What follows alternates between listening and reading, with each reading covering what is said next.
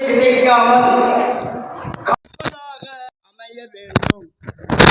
பக்குவமான பண்பட்ட வார்த்தைகளை பேசி உடன் வாழும் சகோதர சகோதரிகளை அன்பு செய்து வாழவும், அனைவரோடும் நல்லுறவுடன் வாழ்ந்து இறை ஆட்சியை கட்டி எழுப்பவும் சொல்வீர்களாக அல்லாமல் செயல் வீரர்களாக வாழவும், மற்றவர்களின் சுமைகளை தாங்கும் உண்மை உறவாக பயணிக்கவும், எல்லாம் இறைவனின் அதிமிக மகிமைக்காக என உழைக்கவும், அனைத்தையும் நல்லது என காணவும், எதன் மீதும் ஆணையிடாமல் வாழவும் இயேசு இன்று நம்மை அழைக்கிறார்.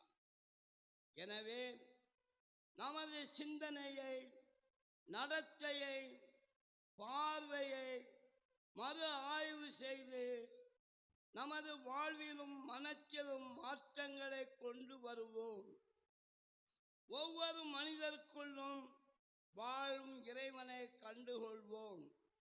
இன்று அன்புக்காக, அமைதிக்காக, ஆறுதலுக்காக, அரவணைப்பிற்காக, நல் வார்த்தைகளை காத்திருக்கும் சகோதர சகோதரிகளுக்கு இறைவன் கொடுத்த அற்புதமான வாழ்க்கையை பகிர்ந்து கொடுப்போம். இயேசு விரும்பும் சமுதாயத்தை உருவாக்க வரம் வேண்டி இத்திருப்பலியில் இணைவோம். இயேசுவில் பிரியமான சகோதர சகோதரிகளே, ஆண்டவர் இயேசு தன்னுடைய கட்டளைகளின் மூலமாக நம்மை புனித வாழ்வுக்கு வாழ அழைப்பு விடுகிறார். கட்டளைகளை நாம் கடைபிடித்து வாழ்கிற பொழுது நம்முடைய வாழ்வு சிறப்பாக இருக்கும். ஆண்டவர் இயேசு நமக்காக கற்றுக் கொடுத்த அந்த வார்த்தைகளையும் பணி வாழ்வையும் நம்முடைய மனதிலே இருத்தி அவருக்கு ஒரு உகந்த வாழ்வு வாழ இன்றைய நாளில் மூலமாக நமக்கு அழைப்பு விடுகிறார். இந்த கட்டளைகளை நாம் கடைபிடிக்கின்ற பொழுது நம்முடைய மனித இயல்பு தவறான சிந்தனைக்கும் தவறான செயல்களுக்கும் நமக்கும் அழைப்பு விடுகின்றன. அதற்கு நாம் இடம் கொடுக்காமல் நாம் செய்த பாவங்களுக்கெல்லாம் தந்தையாம் கடவுளை நோக்கி மனம் வருந்துவோம், மன்னிப்பு கேட்போம்.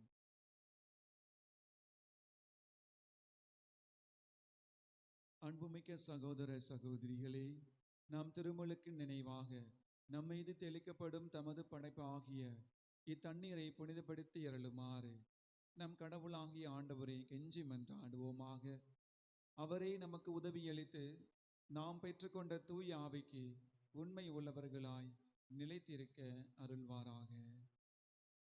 என்றென்றும் உள்ள இயலாமல்ல இறைவா, வாழ்வின் ஊற்றும் தூய்மையின் தொடக்கமுமான தண்ணீரின் வழியாக மக்கள் புனிதம் அடைந்து நிலை வாழ்வின் கொடையை பெற வேண்டும் என்று திருவிழமானீர். இத்தண்ணீரை புனிதப்படுத்தி அருளுமாறு உம்மை பணிவோடு வேண்டுகின்றோம். ஆண்டவரே, உமது நாளாகிய இன்று உமது அருள் காவலை பெற விரும்புகின்றோம். வாழ்வழிக்கும் உமது அருளின் ஊற்றினை எம்மேல் புதுப்பித்தருளும். இத்தண்ணீரினால் எங்கள் உள்ளத்தையும் உடலையும் தீமை அனைத்திலிருந்தும் காத்தருள்வீராக. இவ்வாறு நாங்கள் தூய இதயத்துடன் உம்மை அணுகி வரவும் உமது மீட்பை பெற்றுக்கொள்ளவும் தகுதி பெறுவோமாக. எங்கள் ஆண்டவராகிய கிறிஸ்து வழியாக உம்மை மன்றாடுகின்றோம்.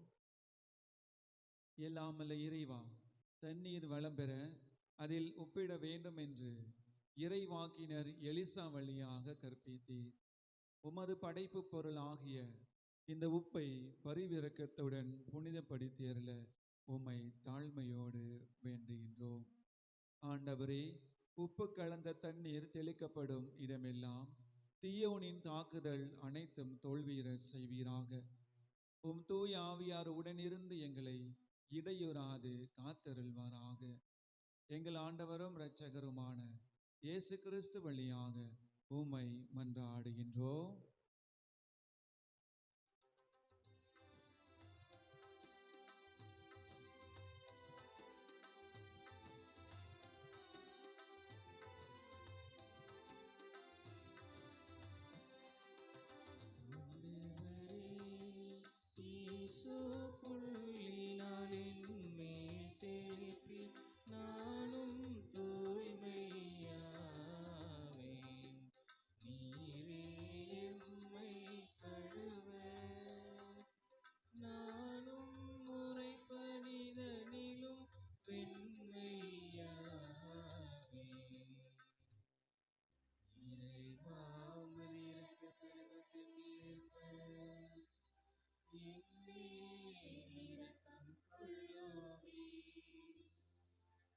பிதாவும் சுதனும் தூய ஆவியும் ஸ்துதியும் புகழும் ஒன்றாய் பெறுமே. ஆதியில் இருந்தது போல் இன்றும் என்றும் நித்தியமாகவும். ஆமென். ஆண்டவரே, ஈசோ புள்ளினார் என்மேல் தெளித்து நானும் தூய்மையாவேன். நீரே என்னை கழுவ நானும் முறைப்படிதனிலும் வெண்மையாவேன். எல்லாம் வல்ல இறைவன் நம் பாவங்களிலிருந்து நம்மை தூய்மைப்படுத்துவாராக. இந்த நற்கருணை கொண்டாட்டத்தின் வழியாக அவர் தம்முடைய ஆட்சியின் விருந்தில் பங்கு கொள்ள நம்மை தகுதி பெற செய்வாராக.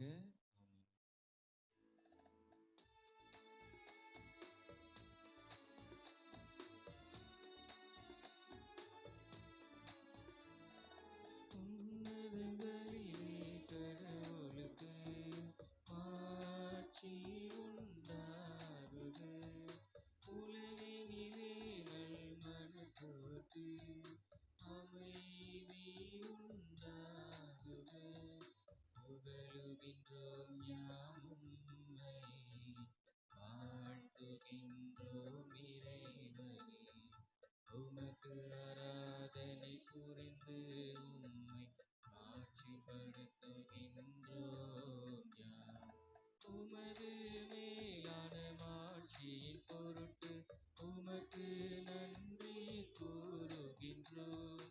ஆண்டவராகிய இறைவனே, இணையில்லாத விண்ணரசே, ஆற்றல் அனைத்தும் கொண்டு இலங்கும் வல்ல தந்தை இறைவனே, ஒரே மகனாக உதித்த ஆண்டவர் இயேசு கிறிஸ்து இறைவனே.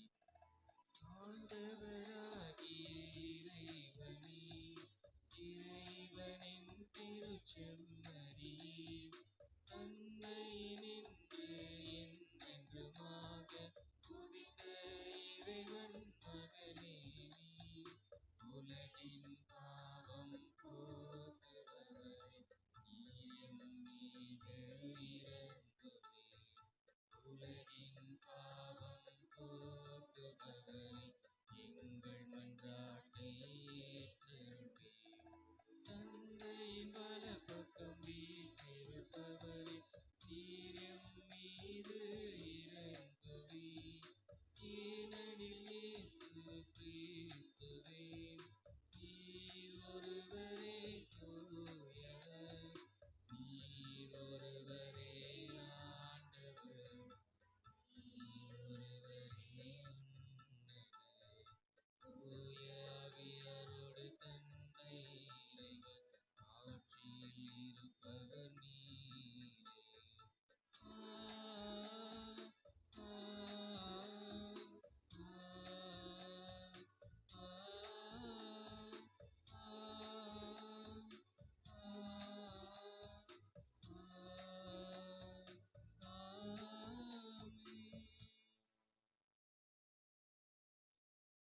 மன்றாடுவோமாக.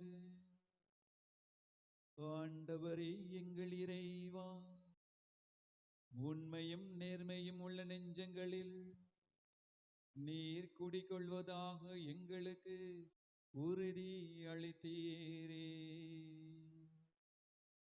எங்கள் உள்ளங்களில் நீர் தங்குவதற்கு ஏற்றவாறு நாங்கள் வாழ எங்களுக்கு அருள் புரிவீராக. உம்மோடு தூய ஆவியாரின் ஒன்றிப்பில் இறைவனாய் என்றென்றும் வாழ்ந்து ஆட்சி செய்கின்றவர் வழியாக உம்மை மன்றாடுகின்றோம்.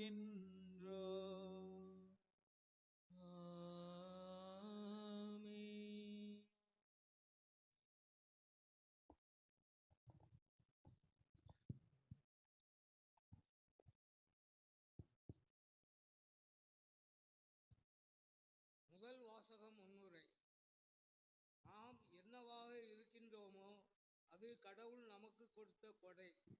நாம் என்னவாக மாறுகின்றோமோ அது கடவுளுக்கு நாம் கொடுக்கும் கொடை. நல்லதை சிந்தித்து நலமான வார்த்தைகளை பேசி அனைவரையும் நேசித்து உறவுகளுக்கு முக்கியத்துவம் கொடுத்து ஞானத்தோடு வாழ அழைக்கும் முதல் வாசகத்திற்கு செவி மடுப்போம்.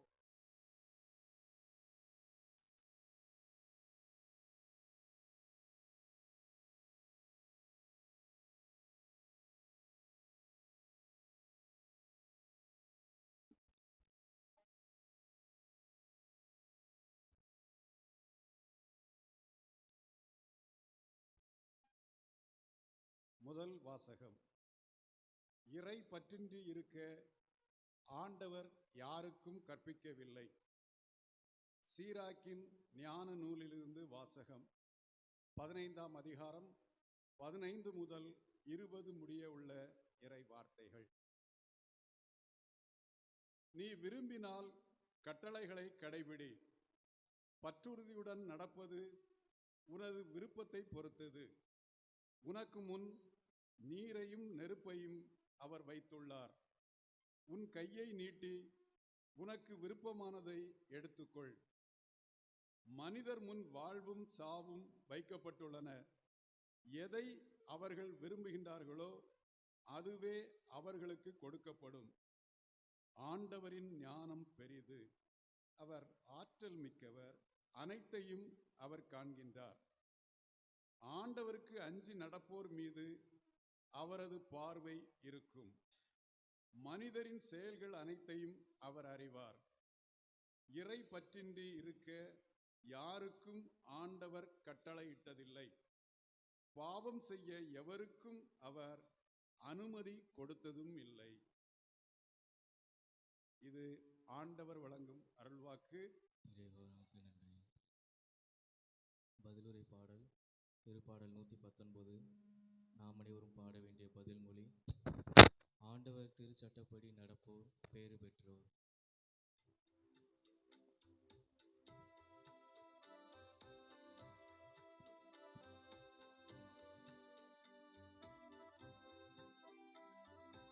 ஆண்டவர் திருச்சட்டப்படி நடப்போர் பேறு பெற்றோர். ஆண்டவர் திருச்சட்டப்படி நடப்போர் பேறு பெற்றோர். ஆண்டவர் திருச்சட்டப்படி நடப்போர் பேறு பெற்றோர். மாசற்ற வழியில் நடப்போர் பேறு பெற்றோர். ஆண்டவர் திருச்சட்டப்படி நடப்போர் பேறு பெற்றோர். அவர் தந்த ஒழுங்குமுறைகளை கடைபிடிப்போர் பேறு பெற்றோர். முழு மனதோடு அவரை தேடுவோர் பேறு பெற்றோர். ஆண்டவர் திருச்சட்டப்படி நடப்போர் பேறு பெற்றோர். ஆண்டவர் திருச்சட்டப்படி நடப்போர் பேறு பெற்றோர். ஆண்டவரே, நீர் உம் நியமங்களை தந்தீர். அவற்றை நாங்கள் முழுமையாக கடைபிடிக்க வேண்டுமென்றே.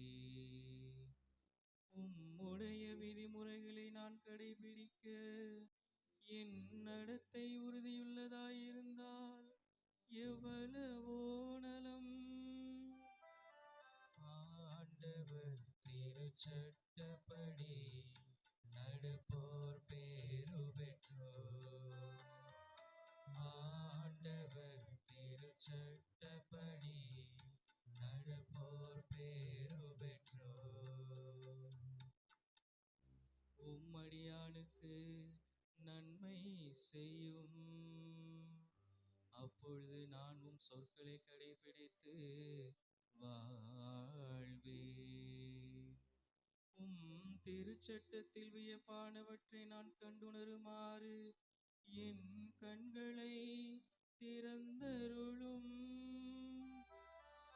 ஆண்டவர்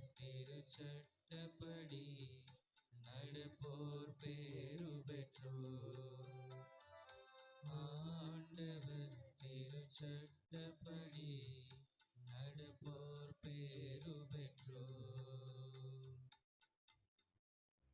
ஆண்டவரையும் விதிமுறைகள் காட்டும் வழியை எனக்கு கற்றுத்தாரும். நான் அவற்றை இறுதி வரை கடைப்பிடிப்பேன். திருச்சட்டத்தின்படி நடக்க எனக்கு மெய்யுணர்வு தாரும். அதை நான் முழு உள்ளத்தோடு கடைப்பிடிப்பேன். ஆண்டவர் திருச்சட்டப்படி நடப்போர் பேரு பெற்றோர். ஆண்டவர் திருச்சட்டப்படி நடப்போர் பேரு பெற்றோர்.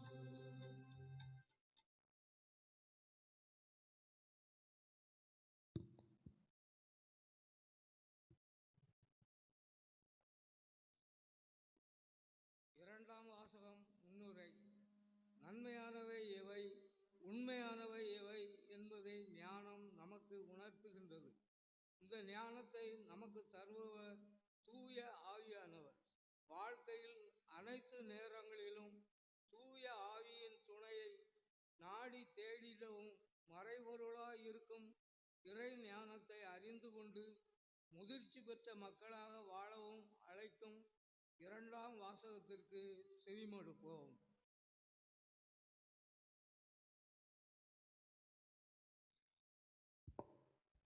இரண்டாம் வாசகம். உலகம் தோன்றும் முன்பே ஞானம் கடவுளின் திட்டத்தில் இருந்தது. திருத்தூதர் பவுல் கொரிந்தியருக்கு எழுதிய முதல் திருமுகத்திலிருந்து வாசகம். அதிகாரம் 2, இறை திருவசனங்கள் 6-10 முடிய. சகோதர சகோதரிகளே, முதிர்ச்சி பெற்றவர்களோடு நாங்கள் ஞானத்தை பற்றி பேசுகிறோம். ஆனால் இது உலக ஞானம் அல்ல, உலக தலைவர்களின் ஞானமும் அல்ல. அவர்கள் அழிவுக்குரியவர்கள். வெளிப்படுத்தப்படாமல் மறைபொருளாய் இருக்கும் இறை ஞானத்தை பற்றியே நாங்கள் பேசுகிறோம். அது நாம் மேன்மை பெற வேண்டும் என்னும் நோக்குடன் உலகம் தோன்றும் முன்பே கடவுளின் திட்டத்தில் இருந்தது. இவ்வுலக தலைவர்கள் எவரும் அதை அறிந்து கொள்ளவில்லை. அறிந்திருந்தால் அவர்கள் மாற்றுக்குரிய ஆண்டவரை சிலுவையில் அடைந்திருக்க மாட்டார்கள். ஆனால் மறைநூலில் எழுதியுள்ளவாறு தம்மிடம் அன்பு கொள்கிறவர்களுக்கு கடவுள் ஏற்பாடு செய்ததை கண்ணுக்கு புலம்படவில்லை, செவிக்கு எட்டவில்லை, மனித உள்ளமும் அதை அறியவில்லை. இதை கடவுள் தூய ஆவியாரின் வழியாக நமக்கு வெளிப்படுத்தினார். தூய ஆவியாரே அனைத்தையும் துருவி ஆகிறார், கடவுளின் ஆழ்ந்த எண்ணங்களையும் அறிகிறார். இது ஆண்டவர் வழங்கும் அருள்வாக்கு.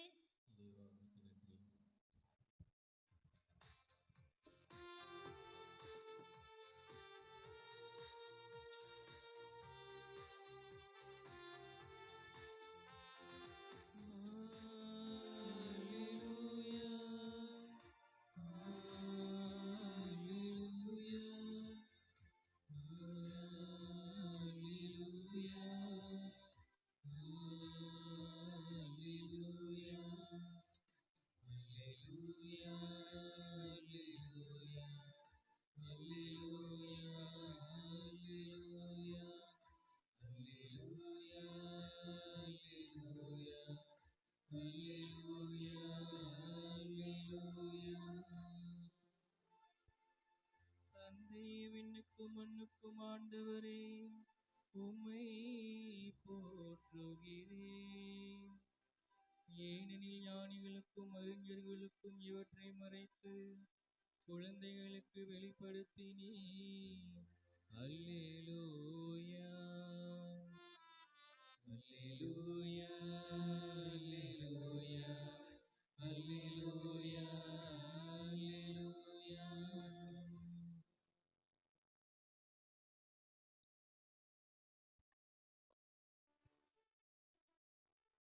ஆண்டவர் உங்களோடு இருப்பாராக.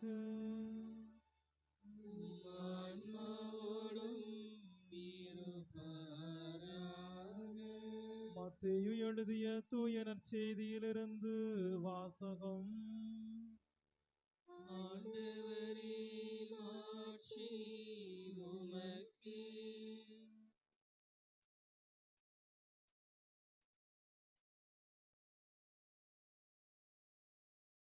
மத்தேயு நற்செய்தி பிரிவு 5 இறை வார்த்தைகள் 17 தொடங்கி 37 முடிய. அக்காலத்தில் இயேசு தம் சீடரை நோக்கி கூறியது, திருச்சட்டத்தையோ இறைவாக்குகளையோ நான் அழிக்க வந்தேன் என நீங்கள் எண்ண வேண்டாம். அவற்றை அழிப்பதற்கு அல்ல, நிறைவேற்றுவதற்கே வந்தேன். விண்ணும் மண்ணும் ஒழிந்து போகும் முன் திருச்சட்டம் யாவும் நிறைவு பெறும். அதன் ஒரு சிற்றெழுத்தோ ஒரு புள்ளியோ ஒழியாது என உறுதியாக உங்களுக்கு சொல்கிறேன். எனவே இக்கட்டளைகளில் மிக சிறியது ஒன்றையேனும் மீறி அவ்வாறே மக்களுக்கும் கற்பிக்கிறவர் விண்ணரசில் மிக சிறியவர் என கருதப்படுவார். இவை அனைத்தையும் கடைபிடித்து கற்பிக்கிறவரோ விண்ணரசில் பெரியவர் என கருதப்படுவார். மறைநூல் அறிஞர், பரிசேயர் ஆகியோரின் நெறியை விட உங்கள் நெறி சிறந்திருக்கட்டும். இல்லையெனில் நீங்கள் விண்ணரசுக்குள் புக முடியாது என உங்களுக்கு சொல்கிறேன். கொலை செய்யாதே, கொலை செய்கிறவர் எவரும் தண்டனை தீர்ப்புக்கு ஆளாவர் என்று முற்காலத்தவருக்கு கூறப்பட்டிருப்பதை கேள்விப்பட்டிருக்கிறீர்கள். ஆனால் நான் உங்களுக்கு சொல்கிறேன், தம் சகோதரர் சகோதரிகளிடம் சினம் கொள்கிறவர் தண்டனை தீர்ப்புக்கு ஆளாவார். தம் சகோதரரையோ சகோதரியையோ முட்டாளே என்பவர் தலைமை சங்க தீர்ப்புக்கு ஆளாவார். அறிவிலியே என்பவர் எரி நரகத்துக்கு ஆளாவார். ஆகையால் நீங்கள் உங்கள் காணிக்கையை பலிபீடத்தில் செலுத்த வரும்பொழுது உங்கள் சகோதரர் சகோதரிகள் எவருக்கும் உங்கள் மேல் ஏதோ மனத்தாங்கள் உண்டென அங்கே நினைவுற்றால், அங்கேயே பலிபீடத்தின் முன் உங்கள் காணிக்கைகளை வைத்துவிட்டு போய் முதலில் அவரிடம் நல்லுறவு ஏற்படுத்தி கொள்ளுங்கள். பின்பு வந்து உங்கள் காணிக்கையை செலுத்துங்கள். உங்கள் எதிரி உங்களை நீதிமன்றத்துக்கு கூட்டிச் செல்லும் போது வழியிலேயே அவருடன் விரைவாக உடன்பாடு செய்து கொள்ளுங்கள். இல்லையே உங்கள் எதிரி நடுவரிடம் உங்களை ஒப்படைப்பார். நடுவர் காவலரிடம் ஒப்படைக்க நீங்கள் சிறையில் அடைக்கப்படுவீர்கள். கடைசி காசு வரை திருப்பிச் செலுத்தாமல் அங்கிருந்து வெளியேற மாட்டீர்கள் என உறுதியாக உங்களுக்கு சொல்கிறேன். விபச்சாரம் செய்யாது என கூறப்பட்டிருப்பதை கேள்விப்பட்டிருக்கிறீர்கள். ஆனால் நான் உங்களுக்கு சொல்கிறேன், ஒரு பெண்ணை இச்சையுடன் நோக்கும் எவரும் தம் உள்ளத்தால் ஏற்கனவே அப்பெண்ணோடு விபச்சாரம் செய்தாயிற்று. உங்கள் வழக்கன் உங்களை பாவத்தில் விழச் செய்தால் அதை பிடுங்கி எறிந்து விடுங்கள். உங்கள் உடல் முழுவதும் நரகத்தில் எரியப்படுவதை விட உங்கள் உறுப்புகளில் ஒன்றை நீங்கள் இழப்பதே நல்லது. உங்கள் வழக்கை உங்களை பாவத்தில் விழச் செய்தால் அதையும் உங்களிடமிருந்து வெட்டி எறிந்து விடுங்கள். உங்கள் உடல் முழுவதும் நரகத்திற்கு செல்வதை விட உங்கள் உறுப்புகளில் ஒன்றை நீங்கள் இழப்பதே நல்லது. தன் மனைவியை விலக்கி விடுகிறவன் எவனும் மனவிலக்கு சான்றிதழை கொடுக்கட்டும் என கூறப்பட்டிருக்கிறது. ஆனால் நான் உங்களுக்கு சொல்கிறேன், எவரும் தம் மனைவியை பரத்தமைக்காக அன்றி வேறு எந்த காரணத்திற்காக விலக்கிவிடக்கூடாது. அப்படி செய்வோர் எவரும் அவரை விபச்சாரத்தில் ஈடுபட செய்கின்றனர். விலக்கப்பட்டோரை மணப்போரும் விபச்சாரம் செய்கின்றனர். மேலும் பொய் ஆணையிடாதீர், ஆணையிட்டு நேர்ந்து கொண்டதை ஆண்டவருக்கு செலுத்துவீர் என்று முற்காலத்தவருக்கு கூறப்பட்டிருப்பதை கேள்விப்பட்டிருக்கிறீர்கள். ஆனால் நான் உங்களுக்கு சொல்கிறேன், ஆணையிடவே வேண்டாம், விண்ணுலகின் மேலும் ஆணையிட வேண்டாம், ஏனென்றால் அது கடவுளின் அரியணை. மண்ணுலகின் மேலும் வேண்டாம், ஏனெனில் அது அவரின் கால்மனை. எருசலேம் மேலும் வேண்டாம், ஏனெனில் அது பேரரசரின் நகரம். உங்கள் தலைமுடியின் மேலும் ஆணையிட வேண்டாம், ஏனெனில் உங்கள் தலைமுடி ஒன்றையேனும் வெள்ளையாக்கவோ கருப்பாக்கவோ உங்களால் இயலாது. ஆகவே நீங்கள் பேசும்போது ஆம் என்றால் ஆம் எனவும் இல்லை என்றால் இல்லை எனவும் சொல்லுங்கள். இதைவிட மிகுதியாக சொல்வது எதுவும் தீயோனிடத்திலிருந்து வருகிறது. ஆண்டவரின் அருள்வாக்கு.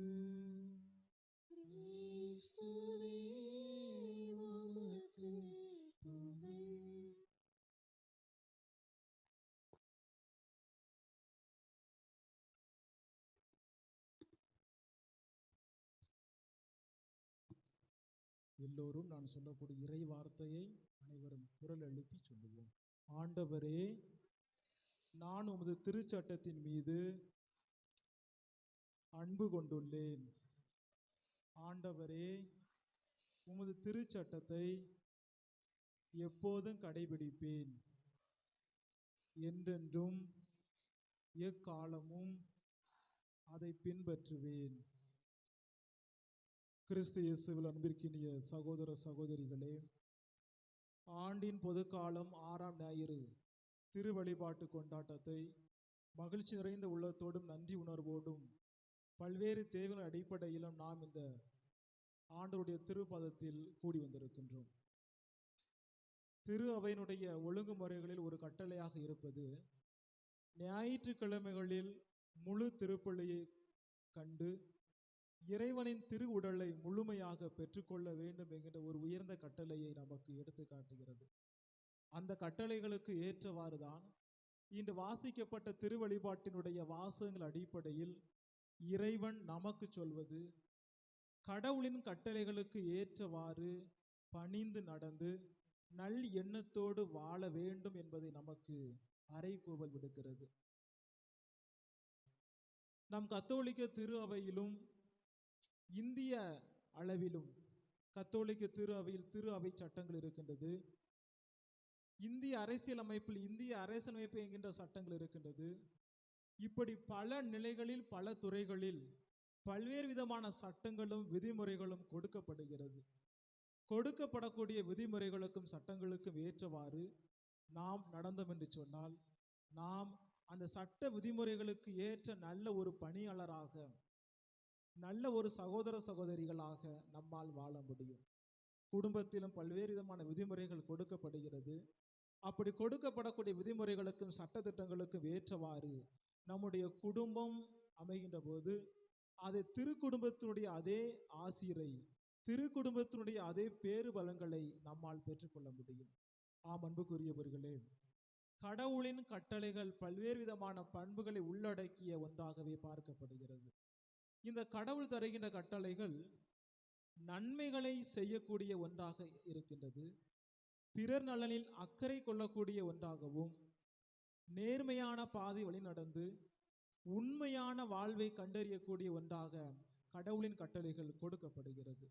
எல்லாவற்றிற்கும் மேலாக நம்மிடம் இருக்கின்ற வேறுபாடுகளை களைந்து, உயர்வு தாழ்வு என்கின்ற மனப்பான்மையை களைந்து, அனைவரும் இறைவனின் பிள்ளைகள், அனைவரும் திருமுழுக்கின் வழியாக கிறிஸ்துவின் பிள்ளைகள் என்கின்ற ஒரு ஒன்றிப்பை தரக்கூடியதாகவும், தூய்மையான மனம் கொண்டவர்களாக நம்முடைய வாழ்வு அமைய வேண்டும் என்றும், உலக செல்வத்தை துறந்து எளிமையான வாழ்வு வாழவும் இந்த இறைவனின் கட்டளைகள் நமக்கு கொடுக்கப்படுகிறது.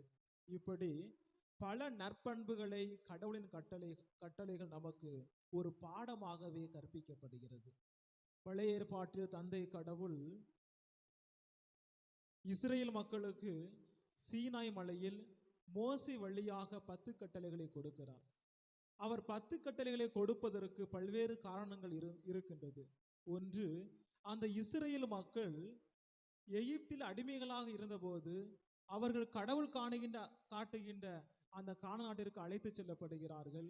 இருந்த போதிலும் கூட அவர்கள் நம்பிக்கை இழந்து உண்மையான இறைவனை வழிபடாமல் பாகால் தெய்வத்தை வழிபட்டதின் காரணத்தினால் தந்தை கடவுள் மோசே வழியாக சீனாய் மலையில் 10 கட்டளைகளை கொடுத்து, அந்த 10 கட்டளைகள் வழியாக அவர்கள் நல்வழிப்படுத்தக்கூடிய ஒரு தெய்வமாக நம் கடவுள், நம் உண்மையான யாவே இறைவன் இருப்பதை நாம் பார்க்கிறோம். இந்த 10 கட்டளைகளை பெற்றுக்கொண்ட இஸ்ரேல் மக்கள் கடவுளுக்கு உண்மையுள்ள பிள்ளைகளாக இன்னும் ஒருபடி மேலே சென்று இறைவனோடு ஒன்றித்து கலக்கக்கூடிய நம்பிக்கை நிறைந்த மக்களாகவே அவர்கள் பார்க்கப்படுகிறார்கள். சட்டங்கள் மானுட சமூகத்தை தீமையின் பாதையிலிருந்து நன்மையான பாதைக்கு அழைத்து செல்லக்கூடிய மாபெரும் ஒரு கருவியாகவே பார்க்கப்படுகிறது.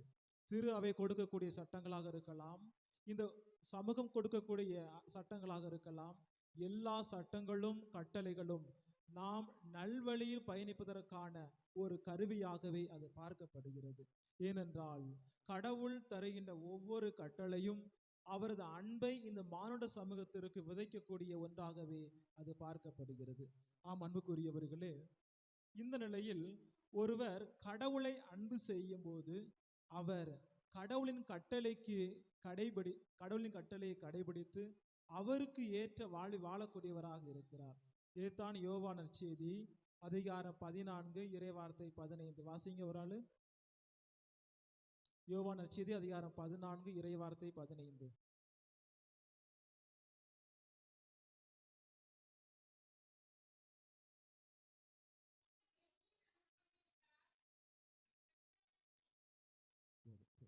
நீங்கள் என் மீது அன்பு கொண்டிருந்தால் என் கட்டளைகளை கடைபிடிப்பீர்கள் என்று இயேசுவே நமக்கு மாபெரும் ஒரு போதனையை கற்றுத் தருகிறார்.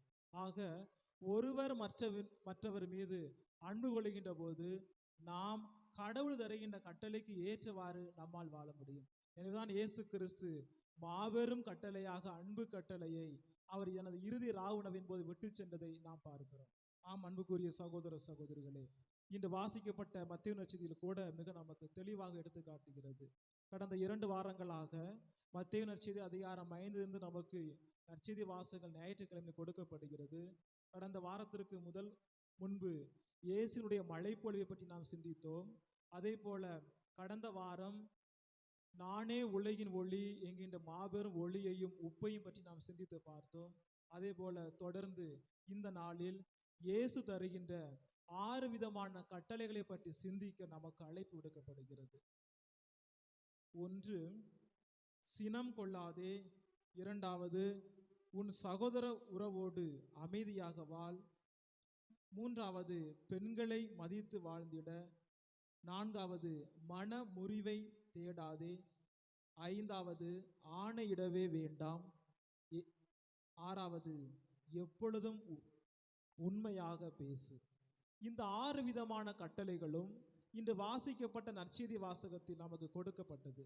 மிக பெரும் நீண்ட நெடிய நற்செய்தி வாசகமாக இருந்தாலும் அதற்குள் பொதிந்து கிடக்கின்ற 6 விதமான கட்டளைகளை நாம் கடைபிடிக்க வேண்டும். அந்த கட்டளைகளுக்கு ஏற்றவாறு நம்முடைய ஆன்மீக வாழ்வு அமைய வேண்டும். முதல் கட்டளை, பிறர் மீது சினம் கொள்ளாதே. சினம்னா என்ன? வெரி குட், கோபம். ஆகவே கோபம் ஒரு நேரத்தில் பிறரை கொலை செய்கின்ற அந்த நிலையை விட மிக பெரும் ஒரு நிலையாகவே பார்க்கப்படுகிறது. நாம் ஒருவரை கொலை செய்கிறோம் என்று சொன்னால் உடலளவில் அவர் காயப்படுகிறார். ஆனால் ஒருவரை கோபம் கொண்டு அவரை திட்டுகிறோம் என்று சொன்னால் நாம் அவருடைய மனதை காயப்படுத்துகிறோம், அவருடைய மனதிற்கு துயரங்களை கொண்டு வருகிறோம், அவருடைய வாழ்விற்கு மன உளைச்சலையும் கண்ணீரையும் கவலைகளையும் கொண்டு வருகிறோம். எனவேதான் கொலை செய்கின்ற நிலையை விட கோபம் கொள்கின்ற நிலை மாபெரும் நிலையாக பார்க்கப்படுகிறது. இதைத்தான் வள்ளுவர் எடுத்து காட்டுகிறார். தீயினால் சுட்ட புண் உள்ளாரும் ஆறாதே, நாவினால் சுட்ட வடு என்று சொல்கிறார். ஒரு மனிதரை தன்னுடைய நாவினால் பிறரை குறை கூறுகின்ற போதும், நாவினால் பிறர் மீது கோபம் கொண்டு அவரை குறை சொல்லுகின்ற போது அந்த குறை சொல்லுகின்ற வார்த்தை அவருடைய மனதை காயப்படுத்தி கொண்டே இருக்கும். அவருடைய வாழ்வினுடைய இறுதி வரை அந்த வார்த்தைகள் அவருடைய மனதை துன்புறுத்தி கொண்டே இருக்கும் என்பதை வள்ளுவர் நமக்கு எடுத்து காட்டுகிறார். இதைத்தான் இன்று வாசிக்கப்பட்ட நற்செய்தி வாசகத்தில் இயேசு குறிப்பிடுகிறார். மனித வாழ்வில் நாம் தெரிந்தோ தெரியாமலோ பிறரை முட்டாள் என்றோ மதிகட்டும் என்று சொல்லுகின்ற போது நாம் மோட்சத்திற்கு செல்வதில்லை, மாறாக எரி நரகத்துக்கே நீங்கள் தள்ளப்படுவீர்கள் என்று இயேசு குறிப்பிட்டு காட்டுகிறார். ஆம் அன்புக்குரிய சகோதர சகோதரிகளை, பிறர் மீது நாம் கோபம் வைக்கின்ற அந்த தீமை என்கிற எண்ணத்தை விடுத்து பிறரை அன்பு செய்யவும், பிறருடைய உள்ளத்தை நம்முடைய நற்பண்புகளால் நற்செயல்களால் மகிழ்வால் நிரப்பக்கூடிய ஒன்றாக நம்முடைய வாழ்வு இருக்க வேண்டும். கோபத்தை தணித்து அவருடைய உள்ளத்திலே அன்பை பிரதிபலிக்கக்கூடியவர்களாக நாம் நம்முடைய அந்த கட்டளையை கடைபிடிக்கிறவர்களாக இருக்க வேண்டும். இரண்டாவதாக, சகோதர சகோதரிகளை அமைதியாக வாழ கற்றுக் கொடுக்க வேண்டும். தொடக்க நூல் அதிகாரம் 1 இறை வார்த்தை 27. வாசிங்க. தொடக்க நூல்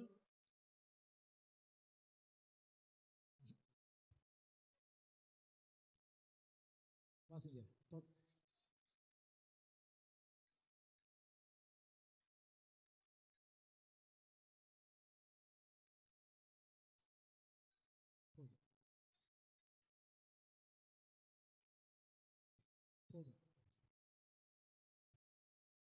கடவுள் மனிதரை தன் உருவிலும் சாயலிலும் படைத்தார். யோவான் நற்செய்தி அதிகாரம் 13 இறைவார்த்தை 14 இயேசு குறிப்பிடுவார், நீங்கள் ஒருவரை ஒருவர் நேசியுங்கள் என்று சொல்லப்படுகிறது. அதே போல திருப்பாடல் ஆசிரியர் குறிப்பிட்டு காட்டுகிறார், சகோதரர்கள் ஒன்றுபட்டு இருப்பது எத்துணை நன்று என்று சொல்லப்படுகிறது. அதனுடைய பாடல் வரியில் நமக்கு இதைத்தான் எடுத்து காட்டுகிறது. சகோதரர்கள் ஒருமித்தவர்களாய் இருக்க வேண்டும் என்பதை திருப்பாடல் ஆசிரியர் நமக்கு எடுத்து காட்டுகிறார். அன்பிற்கினியவர்களே, நாம் வாழுகின்ற குடும்பத்தில் உள்ள ஒவ்வொரு சகோதரனும் சகோதரியும் நல் உறவை வளர்க்கக்கூடியவர்களாக, நம்மிடம் இருக்கின்ற வேறுபாடுகளை எல்லாம் களைந்து, நம்மிடம் இருக்கின்ற பகட்டு தன்மைகளை எல்லாம் அகற்றிவிட்டு, நாம் அனைவரும் ஒரு தாயின் பிள்ளைகள், அனைவரும் சகோதர சகோதரி என்கின்ற மாபெரும் எண்ணத்தை, மாபெரும் மகத்துவத்தை கடைபிடிக்கக்கூடியவர்களாக இருக்க வேண்டும். குடும்பத்தில் அண்ணன் தம்பி, அக்காள் தங்கை என்கின்ற ஒரு உறவு நிலையை நாம் எப்பொழுதும் கடைபிடிக்க வேண்டும். வெறுமனே குழந்தை பருவத்தில் மட்டுமல்ல, வாழ்க்கையினுடைய இறுதி வரை அந்த உறவிற்கு நாம் எப்பொழுதும் உண்மை உள்ளவர்களாக இருக்க வேண்டும். சில நேரங்களில் இந்த உறவானது பணத்திற்காகவும் பதவிக்காகவும் குடும்பத்தினுடைய சொத்துக்களுக்காகவும் இரண்டாகவே பிரிந்து செல்வதை நாம் பார்க்கிறோம். அது மட்டுமல்ல, நம்முடைய கிறிஸ்தவ வாழ்வு பணம், புகழ், பதவி இவற்றையெல்லாம் கடந்து நாம் அனைவரும் கிறிஸ்துவின் பிள்ளைகள், நாம் அனைவரும் சகோதர சகோதரி என்பதை நினைவு கூர்ந்து நாம் அந்த சகோதர சகோதரிகளுக்கு ஏற்றவாறு நம்முடைய வாழ்வு இருக்க வேண்டும். அப்படி இருக்க வேண்டும் என்று சொன்னால், நாம் மன்னிப்பினுடைய மகத்துவம் பெற்றவர்களாக, ஒருவரை ஒருவர் எந்நாளும் கரம் கோர்த்து அவர்களோடு இணைந்து பயணிக்கக்கூடியவர்களாக நாம் இருக்க வேண்டும். மூன்றாவதாக, பெண்களுக்கான மதிப்பை கொடுக்கக்கூடியவர்களாக இருக்க வேண்டும் என்று மூன்றாவது கட்டளையாக இயேசு நமக்கு எடுத்து காட்டுகிறார். இதைத்தான் தொடக்க நூல் அதிகாரம் 1 இறைவார்த்தை 27 குறிப்பிடுகிறது, ஆண் பெண் இருவரும் கடவுளின் உருவில் படைக்கப்பட்டவர்களாக இருக்கிறார்கள். யோவான் நற்செய்தி அதிகாரம் 4 இயேசு குறிப்பிடுவார். அந்த இயேசுவும் சமாரிய பெண்ணிற்கான உரையாடலில் சொல்லப்படும், இயேசு சமாரிய பெண்ணை ஒரு சகோதரியாகவே பாவித்து அவரோடு உரையாடல் நடத்தி அவருக்கு பணி செய்கின்ற நபராகவே இயேசு காட்டுகிறார். அன்பிற்கினியவர்களே, யூத சமூகத்தில் பார்க்கின்ற போது பெண்களை ஒரு பொருட்டாகவே மதிக்கப்படவில்லை.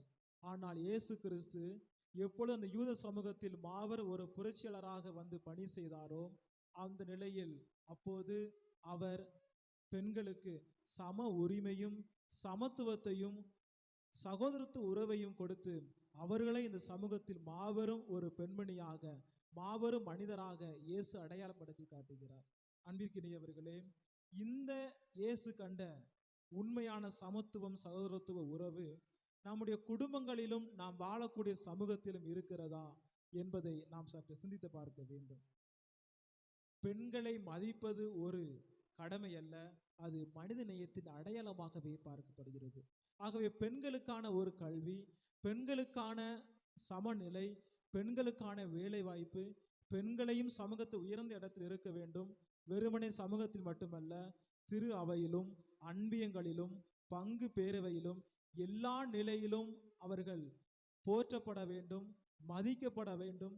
அவர்களுக்கு ஒரு பதவியை கொடுத்து அவர்களும் இந்த சமூகத்தில் உயர்ந்தவர்களாக இருக்க வேண்டும் என்று இயேசு இன்றைய மூன்றாவது கட்டளை வழியாக நமக்கு எடுத்து காட்டுகிறார். ஆகவே அன்பிற்கினியவர்களே, பெண்களை வெறுமனே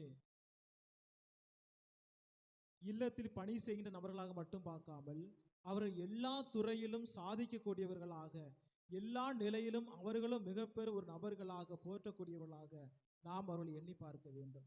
நான்காவதாக, மனமுறிவை தேடாதே. இந்த மனமுறிவு நாம் வாழக்கூடிய 21ஆம் நூற்றாண்டில் மிகப்பெரும் ஒரு பேசும் பொருளாகவே பார்க்கப்படுகிறது. திருமணம் முடித்த 6 மாதங்களில் மிக எளிதாகவே கணவன் மனைவி பிரிந்து விடுகிறார்கள்.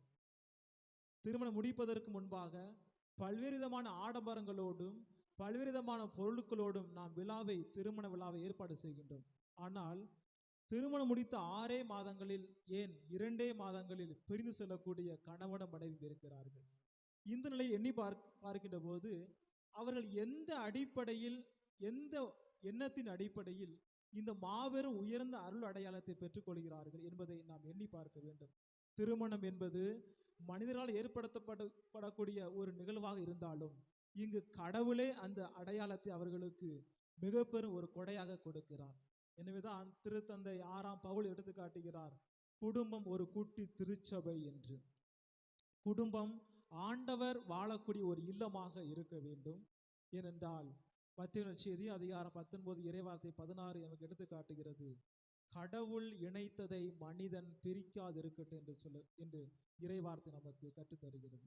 கடவுளே அவர்களை ஒரே குடும்பமாக இணைய வைக்கிறார். ஆனால் சில நேரங்களில் மனிதர்களாகிய நாம் அவர்களை பிரித்தாளுகின்ற நிலைக்கு செல்லக்கூடியவர்களாக இருக்கின்றோம். அந்த நிலைக்கு நாம் செல்கிறோம் என்று சொன்னால் நாம் அவற்றிலிருந்து விடுபட்டு கணவனும் மனைவியும் இணைந்து வாழக்கூடிய ஒரு மாபெரும் கொடை அவர்கள் கொடுக்க வேண்டும். எனவே திருமணம் இரு மனங்கள் உண்மையான அன்பால் உருவாக்கப்படும் கடவுளின் அருளையும் ஆசியையும் பெற்றுக்கொள்கின்ற ஒரு கொடையாகவே பார்க்கப்படுகிறது. இந்த குடும்பத்தில் விட்டு கொடுத்தல் என்கின்ற பண்பும், புரிதல் என்கின்ற பண்பும், பொறுமை நிறைந்த பண்பும், தியாக மனப்பான்மையும், மன்னிப்பும் இருக்க வேண்டும்.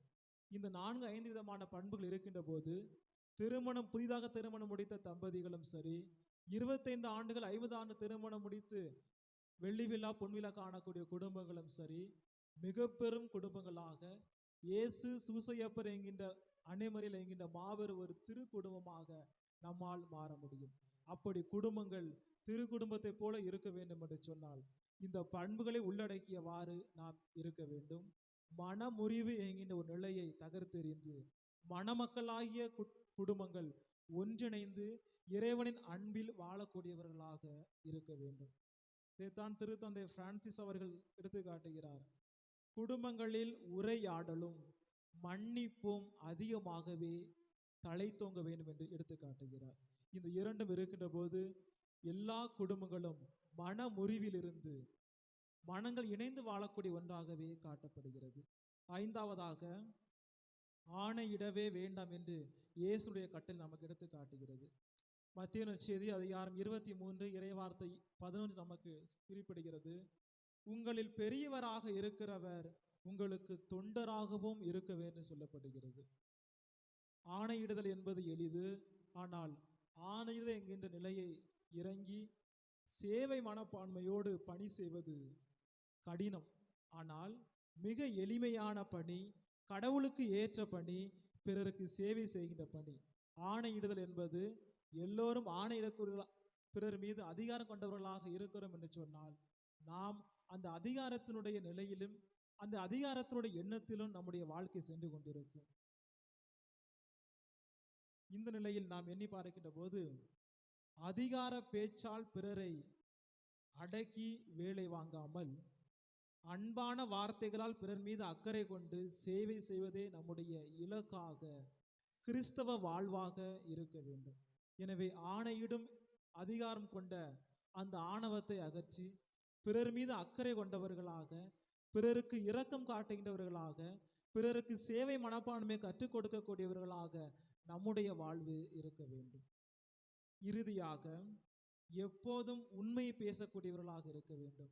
ஆண்டவராய் இயேசு கிறிஸ்து இந்த மண்ணுலகிற்கு வந்து அவர் அறிவித்த மாபெரும் போதனை உண்மையை எடுத்துரைப்பதே என் பணி, அதற்காக உலகிற்கு வந்தேன் என்று இயேசு நமக்கு எடுத்து காட்டுகிறார். அதே போல யோவான் நற்செய்தியில் இயேசு குறிப்பிடுவார், உண்மையினால் நீங்கள் கடவுளுக்கு அர்ப்பணமானவர்களாக இருக்க வேண்டும் என்று சொல்லப்படுகிறது.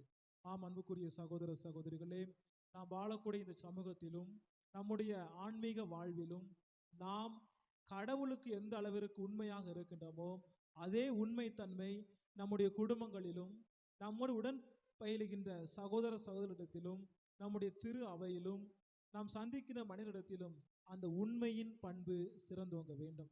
அப்படி சிறந்தோங்கின்ற போது நம்முடைய வாழ்வில் புதிய நம்பிக்கை பிறக்கிறது. உறவுக்கான வலிமையும் ஆற்றலையும் நாம் பெறுகிறோம். ஆம், அன்புக்குரிய சகோதர சகோதரிகளே, இயேசு கிறிஸ்துவின் நற்செய்தி வாசகத்தில் 6 விதமான கட்டளைகளை நமக்கு கொடையாக கொடுத்து இந்த 6 விதமான கட்டளைகளுக்கும் ஏற்றவாறு நாம் எப்படியெல்லாம் இருக்க வேண்டும், எப்படியெல்லாம் இருக்கக்கூடாது என்பதை நமக்கு தெளிவாக எடுத்து காட்டிய அதே கிறிஸ்து பெருமான் இறுதியிலே நமக்கு குறிப்பிட்டு காட்டுகிறார். கோபத்தை நாம் தவிர்த்து பொறுமையை கண்டுகொள்ள வேண்டும். சகோதர உறவில் அன்பு காட்ட வேண்டும். 3ஆவதாக பெண்களை சமூக அளவில் உயர்வான இடத்தை வழங்கக்கூடியவர்களாக நாம் இருக்க வேண்டும். நான்காவதாக, மன முறிவை தவிர்த்து ஒற்றுமையும் விட்டு கொடுத்தலையும் அவர்களுக்கு கற்றுக் கொடுக்க வேண்டும். பிறர் மீது ஆணையிடாமல், அதிகாரம் கொள்ளாமல் அனைவரும் இணைந்து பயணிக்கக்கூடிய ஒன்றாக நம்முடைய வாழ்வு இருக்க வேண்டும். இதைத்தான் திருத்தந்தை பிரான்சிஸ் அவர்கள் ஃப்ரெத்தெலி தூத்தி என்கின்ற மாபெரும் சுற்றுமுறையில் குறிப்பிடுவார். எல்லோரும் உடன் பிறந்த சகோதர சகோதரிகள். அவர்களிடத்தில் உயர்வு தாழ்வு, சாதி வேறுபாடுகள், சமய வேறுபாடுகள், மொழி வேறுபாடுகள் என்பதையெல்லாம் களைந்துவிட்டு இந்த உலகில் வாழக்கூடிய, சமூகத்தில் வாழக்கூடிய எல்லோரும் சகோதர சகோதரிகளாக பார்க்க வேண்டும் என்று திருத்தந்தை தான் எழுதிய சுற்றுமடலில் அவர் எடுத்து காட்டுகிறார். இறுதியாக, வாழ்வின் எல்லா சூழலிலும் நாம் ஒருவர் மற்றவருக்கு உண்மை உள்ளவர்களாக இருக்க வேண்டும். அந்த உண்மைத்தன்மை வெறுமனே வார்த்தைகளில் மட்டுமல்ல, நாம் அவர்களுக்கு பணி செய்கின்ற செயல்களில் அது நிலைத்திருக்க வேண்டும்.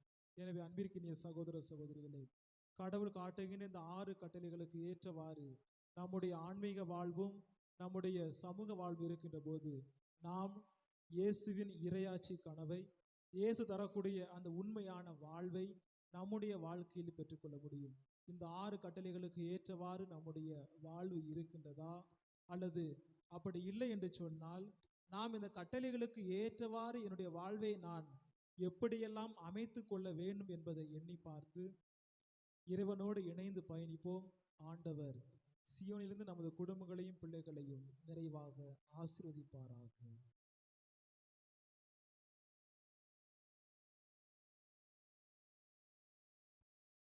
அனைவரும் எழுந்து நிற்போம். விசுவாசத்தை அறிக்கையிடுவோம்.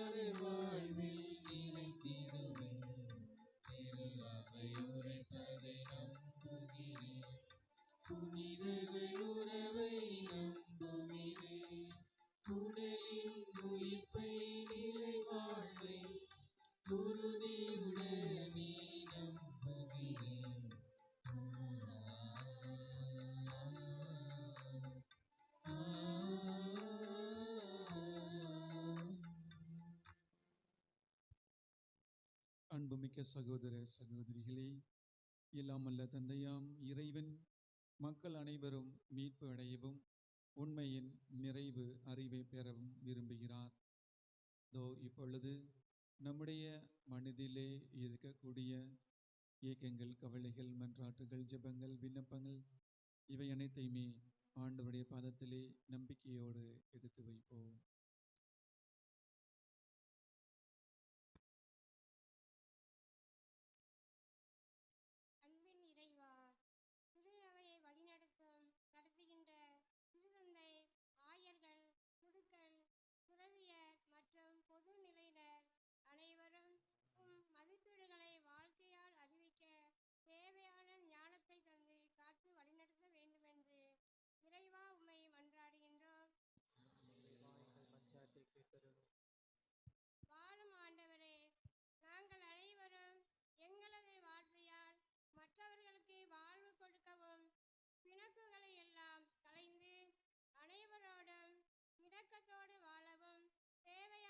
அருள் வரங்களை தந்து எம்மை காத்திட வேண்டுமென்று இறைவா உம்மை மன்றாடுகின்றோம்.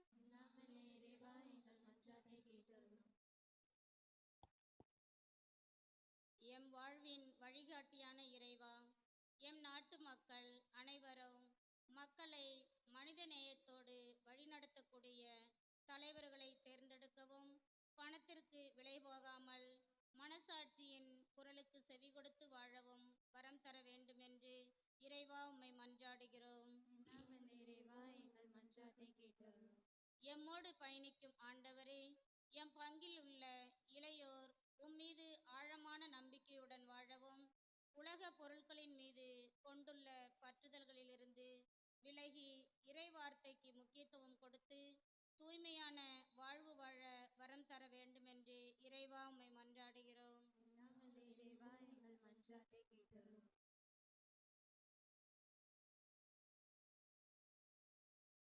நாம் ஒவ்வொருடைய தனிப்பட்ட தேவைகளுக்காக மௌனமாக ஜெபிப்போம்.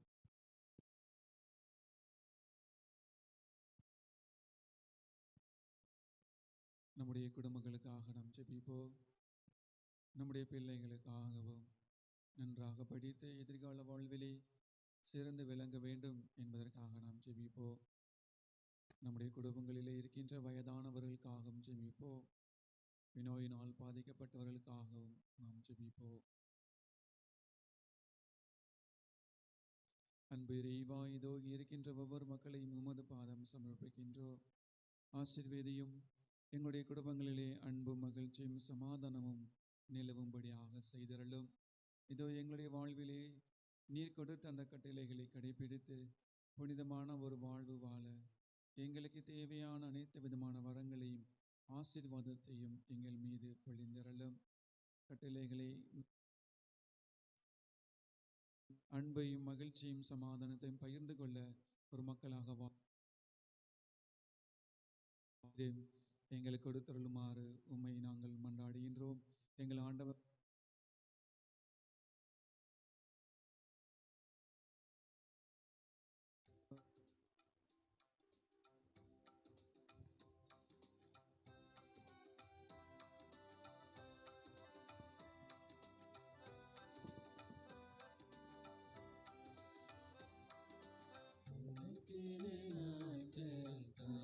காணிக்கையை உவப்புடனே பாயிர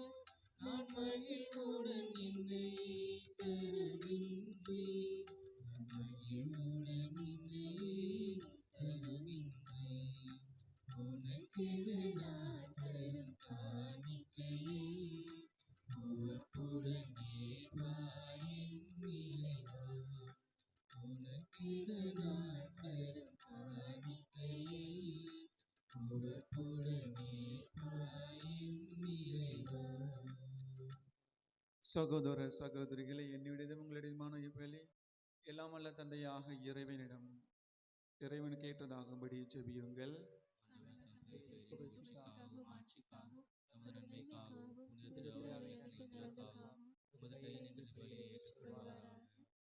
ஆண்டவரே, இந்த காணிக்கைகளை எங்களை தூய்மைப்படுத்தி புதுப்பிக்க உம்மை பணிவோடு வேண்டுகின்றோம்.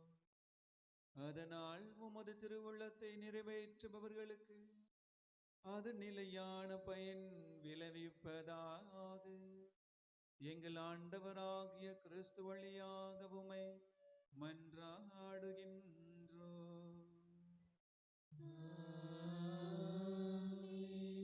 ஆண்டவர் உங்களோடு இருப்பாராக.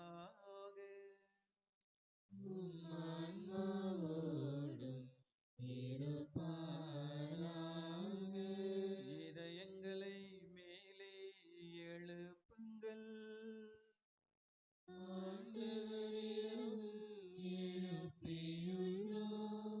நம் இறைவனாகிய ஆண்டவருக்கு நன்றி கூறுவோம்.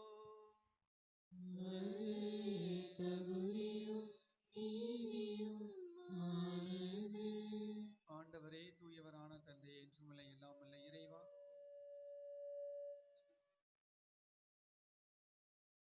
ஆகிய கிறிஸ்து வழியாக என்னாலும் எவ்விடத்திலும் நாங்கள் உமக்கு நன்றி செலுத்துவது மெய்யாகவே தகுதியும் நீதியும் ஆகும். எங்கள் கடமையும் மீட்புக்குரிய செயலும் ஆகும். தவறித்த எங்கள் மீது கிறிஸ்து இரக்கம் கொண்டு கன்னி மரியாவிடமிருந்து பிறக்க திருவுளமானார். சிலுவையில் பாடுபட்டு முடிவில்லா சாவில் இருந்து எங்களை விடுவித்தார். இறந்தோரிடமிருந்து உயிர்த்தெழுந்து நிலை வாழ்வை எங்களுக்கு அருளினார். ஆகவே வானதுதர் முதன்மை வானதுதரோடும் அரியணையில் அமர்வோர் தலைமை தாங்குவோரோடும் வான்படைகள் அணிகள் அனைத்தோடும் சேர்ந்து நாங்கள் உமது மாட்சியை புகழ்ந்து பாடி முடிவின்றி சொல்லுவதாவது: தூயவர் தூயவர் தூயவர், வான்படைகளின் கடவுளாம் ஆண்டவர். விண்ணகமும் மண்ணகமும் புது மாட்சியால் நிறைந்துள்ளன. உன்னதங்களிலே ஓசன்னா. ஆண்டவர் பெயரால் வருகிறவர் ஆசி பெற்றவர்.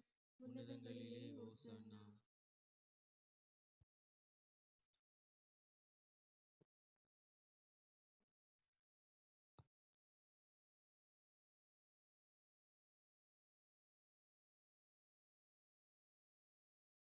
ஆண்டவரே, நீர் மெய்யாகவே தூயவர், தூய்மை அனைத்துக்கும் ஊற்று. ஆகவே உம்முடைய ஆவியை பொழிந்து இக்காணிக்கைகளை புனிதப்படுத்தல் உம்மை பணிவோடு வேண்டுகின்றோம். இவ்வாறு எங்கள் ஆண்டவர் இயேசு கிறிஸ்துவின் உடலும் இரத்தமுமாக எங்களுக்கு இவை மாறுவனவாக.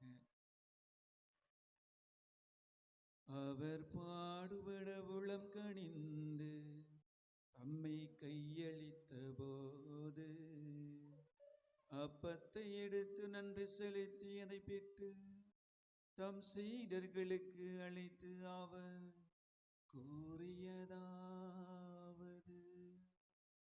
அனைவரும் இதிலிருந்து பெற்று உண்ணுங்கள். ஏனெனில் இது உங்களுக்காக கையளிக்கப்படும் என் உடல். உங்களுக்காக கையளிக்கப்படும் என் உடல்.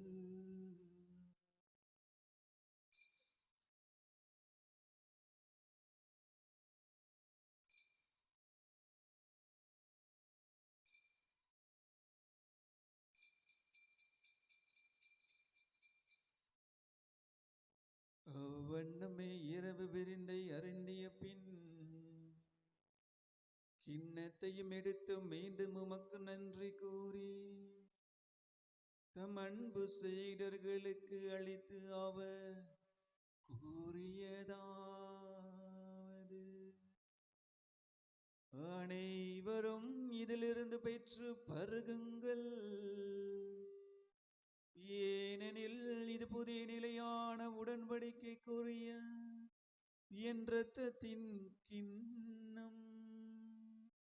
இது பாவ மன்னிப்புக்கென்று உங்களுக்காகவும் பலருக்காகவும் சிந்தப்படும்.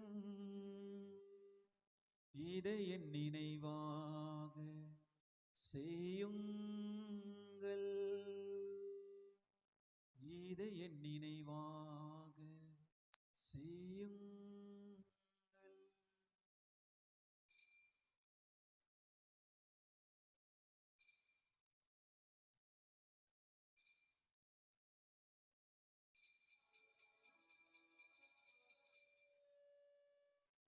நம்பிக்கையின் மறைபொருள்.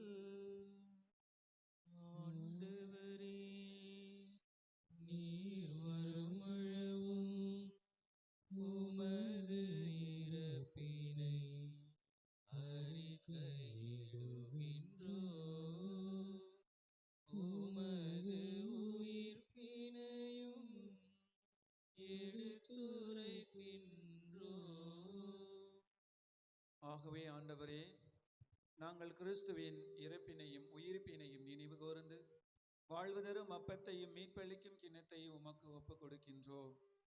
உம் திருமுன் நின்று உமக்கு ஊழியம் புரிய தகுந்தவர்கள் எங்களை ஏற்றுக்கொண்டீர். எனவே உமக்கு நன்றி செலுத்துகின்றோம். மேலும் கிறிஸ்துவின் உடலிலும் இரத்தத்திலும் பங்குகளும் எங்களை தூய் ஆவியார் ஒன்று சேர்க்க வேண்டும் என உம்மை தாழ்மையுடன் மன்றாடுகின்றோம். ஆண்டவரே, உலகமெங்கும் பரவி இருக்கும் உமது திரு அவையை நினைவு கூர்ந்திரலும். எங்கள் திருத்தந்தை லியோ, எங்கள் ஆயர்கள், எல்லா திருநிலையினர் ஆகிய அனைவரோடும் உமது திரு அவை அன்பில் நிறைவு பெற செய்திரலும். மேலும் உயிர்த்தெழுதலும் எதி நோக்குடன் தொழில்களும் எங்கள் சகோதர சகோதரிகளையும் இறந்தோர் அனைவரையும் இரக்கத்துடன் நினைவு கூர்ந்து உமது திருமுக ஒளியுள் ஏற்றரலும். எங்கள் அனைவர் மீதும் இரக்கமாயிரும்.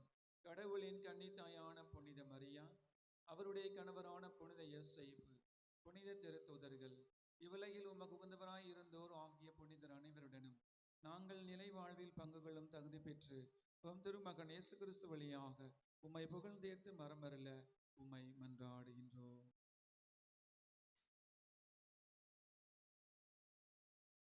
இவர் வழியாக இவரோடு இவரில் எல்லாம் வல்ல இறைவனாகிய தந்தையே, தூயாவியாரின் ஒன்றிப்பில் எல்லா புகழும் ஆட்சியும் என்றென்றும் உமக்கு உரியதே.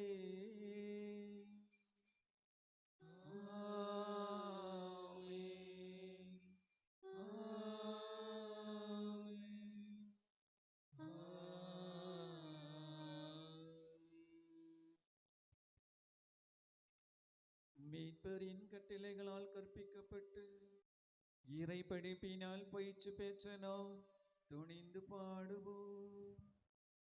விண்ணுலகில் இருக்கின்ற எங்கள் தந்தையே, உமது பெயர் தூயது என போற்றப் பெறுக. உமது ஆட்சி வருக. உமது திருவுளம் விண்ணுலகில் நிறைவேறுவது போல மண்ணுலகிலும் நிறைவேறுக. எங்கள் அன்றாட உணவை இன்று எங்களுக்கு தாரும். எங்களுக்கு எதிராக குற்றம் செய்வோரை நாங்கள் மன்னிப்பது போல எங்கள் குற்றங்களை மன்னியும். எங்களை சோதனைக்கு உட்படுத்தாதேயும். தீமையிலிருந்து எங்களை விடுவித்தருளும். ஆண்டவரே, தீமை அனைத்திலிருந்தும் எங்களை விடுவித்து எங்கள் வாழ்நாளில் அமைதியை கனிவுடன் அருள உம்மை மன்றாடுகின்றோம். உமது இரக்கத்தின் உதவியால் நாங்கள் பாவத்திலிருந்து எப்போதும் விடுதலை பெற்று யாதொரு கலக்கமுமின்றி நலமாயிருப்போமாக. நாங்கள் இது நோக்கி இருக்கும் பேரின்பத்திற்காகவும் எம் மீட்பராக இயேசு கிறிஸ்துவின் வருகைக்காகவும் காத்திருக்கின்றோம். ஆட்சியும் வல்லமையும் மாட்சியும் என்றென்றும் உமதே. ஆண்டவரே இயேசு கிறிஸ்துவே, அமைதியை உங்களுக்கு விட்டுச் செல்கிறேன், என் அமைதியை உங்களுக்கு அளிக்கிறேன் என்றும் திருத்துதர்களுக்கு மொழிந்தீரே. எங்கள் பாவங்களை பாராமல் உமது திரு அவையின் நம்பிக்கையை கண்ணோக்கி உமது திரு உள்ளத்திற்கு ஏற்ப அதற்கு அமைதியும் ஒற்றுமையும் அளித்தருள்வீராக. என்றென்றும் வாழ்ந்து ஆட்சி செய்கின்றவர் நீரே. ஆண்டவருடைய அமைதி உங்களோடு என்றும் இருப்பதாக. ஒருவருக்கொருவர் கிறிஸ்துவின் அமைதியை பகிர்ந்து கொள்வோம்.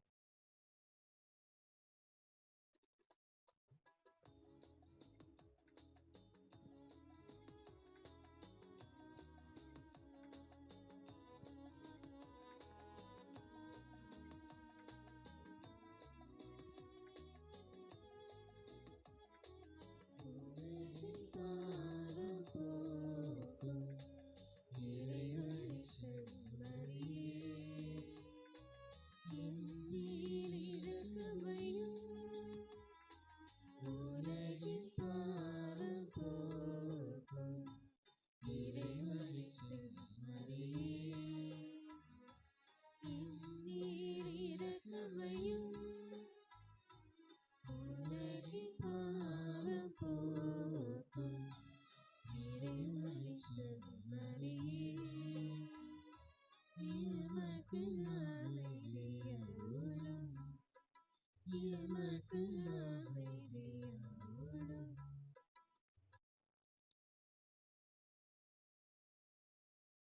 இதோ இறைவனின் செம்மறி, இதோ உலகின் பாவங்களை போக்குகின்றவர். என் கட்டளைகளை கடைபிடித்து வாழுங்கள், நான் உங்களை ஆசீர்வதிப்பேன். நான் உங்களுக்கு தேவையான அனைத்து விதமான வரங்களை நான் உங்களுக்கு கொடுப்பேன் என்று சொன்ன உன்னதமான தேவன். இந்த தேவனுடைய திருவிருந்திற்கு அழைக்கப்பெற்ற நீங்களும் நானும் பேறு பெற்றோர். சொல்லிலும் எனது ஆன்மா நலமடையும். கிறிஸ்துவின் திருவுடலும் திரு ரத்தமும் என்னை காத்து நிலை வாழ்வு அளிப்பதாக.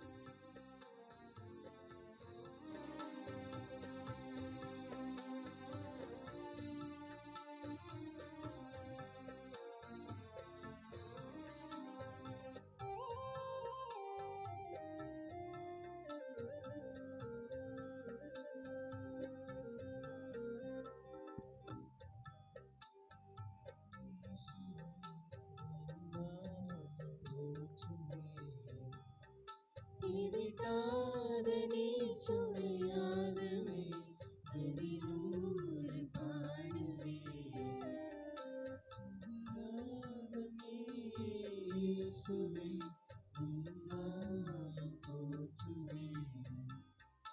திவிட்டாத நீர் சுவையாகவே அதிலூறு பாடுவேன். வேகமாய் பொழியும் அருளும்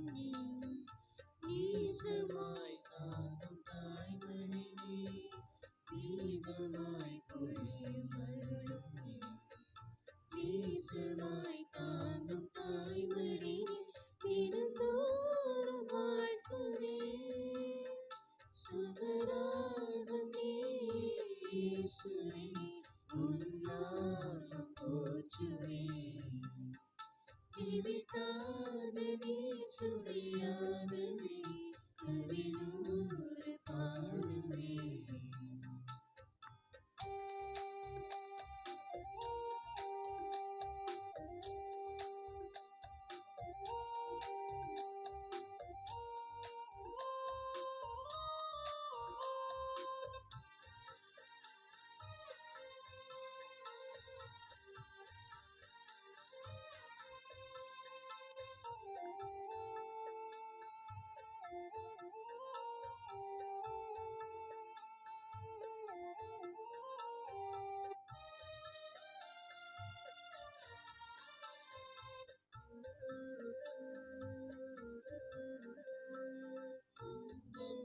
தோளில் சாயும் நேரம் என்னையே மறக்கிறேன்.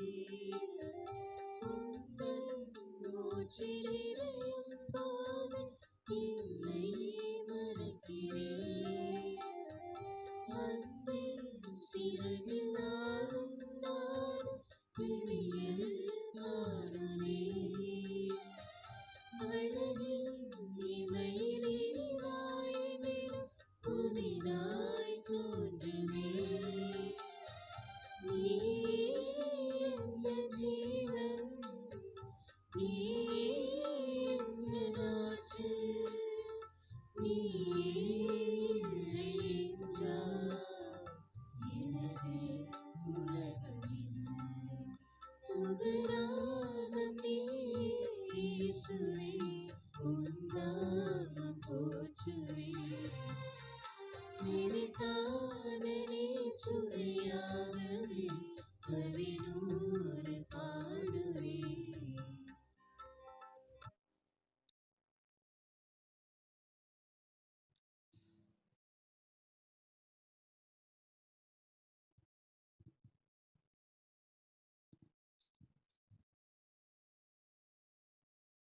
இன்றைய திருப்பலியை சிறப்பு செய்த புனித வின்சென்ட் பவுல் சபையாருக்கு மனமார்ந்த நன்றி தெரிவித்துக் கொள்ளப்படுகிறது. வருகிற ஞாயிறு திருப்பலியானது பங்கு பேரவையை சார்ந்தவர்களால் சிறப்பு செய்யப்படும். மறைக்கல்வி மாணவ மாணவியருக்கான சிறப்பு திருப்பலி இன்று நடைபெறாது. வருகிற ஞாயிறு திருப்பலிக்கு பின்னர் மறைக்கல்வி மாணவ மாணவியருக்கான சிறப்பு திருப்பலி நடைபெறும். இத்திருப்பலி முடிந்தவுடன் மறைக்கல்வி வகுப்புகள் நடைபெறும். இளையோருக்கான கூட்டம் நடைபெறும். திருநீற்று புதனுக்கான சாம்பல் தயாரிக்கும் பொருட்டு கடந்த ஆண்டு வழங்கப்பட்ட குருத்தோலைகள் இருப்பின் அவற்றை வருகிற செவ்வாய்க்கிழமை மாலைக்குள் நமது திருத்தல அங்காடியில் கொடுக்கும்படி கேட்டுக்கொள்ளப்படுகின்றார்கள். வருகிற 21ஆம் தேதி சனிக்கிழமை முழு இரவு ஜெபம் நமது பங்கு ஆலயத்தில் நடைபெறும். இந்த முழு இரவு ஜெபத்தை அருட்தந்தை ஆரோக்கியராஜ் அவர்கள் வழிநடத்துகின்றார். எனவே முழு இரவு ஜெபத்தில் அனைவரும் கலந்து கொண்டு இறைவனது ஆசீரை பெற்றுச் செல்ல அழைக்கப்படுகின்றார்கள். இந்த வாரத்திற்கான திருப்பலிகள் பற்றிய விவரம்: நாளைய தினம் திங்கட்கிழமை காலை 5:30 மணிக்கு திருப்பலி நடைபெறும். வருகிற செவ்வாய்க்கிழமை மதியம் 12 மணி, மாலை 6:30 மணி ஆகிய நேரங்களில் திருப்பலி நடைபெறும். வருகிற புதன்கிழமை திருநீற்று புதன், தவக்காலத்தின் தொடக்க நாள் அன்று காலை 7 மணிக்கு நமது பங்கு ஆலயத்தில் திருப்பலி நடைபெறும். அன்றைய நாளில் நாம் அனைவரும் சுத்த போஜனம், ஒரு சந்தி ஆகியவற்றை கடைபிடிக்க வேண்டும். வருகிற வியாழக்கிழமை காலை 5:30 மணிக்கு திருப்பலி நடைபெறும். வருகிற வெள்ளிக்கிழமை தவக்காலத்தின் முதல் வெள்ளிக்கிழமை அன்று மாலை 6:30 மணிக்கு சிலுவை பாதை, திருப்பலி ஆகியவை நடைபெறும். அன்றைய தினம் சிலுவை பாதையானது மரியாயின் சேனையை சார்ந்தவர்களால் வழிநடத்தப்படும். வருகிற சனிக்கிழமை காலை 5:30 மணிக்கு திருப்பலி நடைபெறும். வருகிற ஞாயிறு தவக்காலத்தின் முதல் ஞாயிறு அன்று காலை 6:30 மணிக்கு பொட்டலில் திருப்பலி நடைபெறும். காலை 9 மணிக்கு நமது பங்கு ஆலயத்தில் திருப்பலி நடைபெறும். காலை 11 மணிக்கு மணிமுத்தாறில் திருப்பலி நடைபெறும். அன்பிய கூட்ட அறிவிப்பு: புனித சூசையப்பர் அன்பிய கூட்டம் இன்று மாலை 6:30 மணிக்கு திரு டைட்டஸ் அவர்கள் இல்லத்தில் வைத்து நடைபெறும். சூசையப்பர் அன்பிய பொறுப்பாளர்கள், அன்பிய குடும்பத்தார் அனைவரும் இந்த கூட்டத்திற்கு வருகை தரும்படி கேட்டுக்கொள்ளப்படுகின்றார்கள். தவக்கால வழிபாட்டு நிகழ்வுகள் பற்றிய விவரங்கள் பின்வருமாறு அறிவிக்கப்படுகிறது. வருகிற 18/2/2026 புதன்கிழமை காலை 7 மணிக்கு சாம்பல் புதன் திருப்பலி நடைபெறும். வழிநடத்துபவர்கள் பங்கு இறைமக்கள். வருகிற 20/2/2020 வெள்ளிக்கிழமை மாலை 6:30 மணிக்கு திருப்பலி சிலுவை பாதை ஆகியவை நடைபெறும். வழிநடத்துபவர்கள் மரியாயின் சேனையர். வருகிற 22/2/2026 ஞாயிறு காலை 9:30 மணிக்கு புனித வின்சென்தே பவுல் சபையினர் தியானம் நடத்துகின்றார்கள். வழிநடத்துபவர்கள் மறைமாவட்ட வின்சென்தே பவுல் சபை பொறுப்பாளர்கள். வருகிற 27/2/2026 வெள்ளிக்கிழமை மாலை 6:30 மணிக்கு திருப்பலி சிலுவை பாதை ஆகியவை நடைபெறும். வழிநடத்துபவர்கள் இளையோர்கள். வருகிற 6/3/2026 வெள்ளிக்கிழமை மாலை 6:30 மணிக்கு திருப்பலி சிலுவை பாதை ஆகியவை நடைபெறும். வழிநடத்துபவர்கள் மறைக்கல்வி குழந்தைகள். வருகிற 7/3/2026 சனிக்கிழமை மாலை 6 மணிக்கு புனித லூர்து அன்னை கெபியில் திருப்பலி நடைபெறும். வருகிற 8/3/2026 ஞாயிற்றுக்கிழமை காலை 8:30 மணிக்கு நமது பங்கு அளவில் தியானம், திருப்பலி ஆகியவை நடைபெறும். வழிநடத்துபவர் அருட்தந்தை ஆரோக்கியராஜ் அவர்கள். வருகிற 13/3/2026 வெள்ளிக்கிழமை மாலை 6:30 மணிக்கு சிலுவை பாதை, திருப்பலி ஆகியவை நடைபெறும். வழிநடத்துபவர்கள் புனித வின்சென்தே பவுல் சபையினர். வருகிற 20/3/2026 வெள்ளிக்கிழமை மாலை 6:30 மணிக்கு திருப்பலி சிலுவை பாதை ஆகியவை நடைபெறும். வழிநடத்துபவர்கள் துறவரத்தார். வருகிற 22/3/2026 ஞாயிற்றுக்கிழமை மதியம் 2 மணி அளவில் மறைமாவட்ட அளவில் தவக்கால திருப்பயணமானது நடைபெறும்.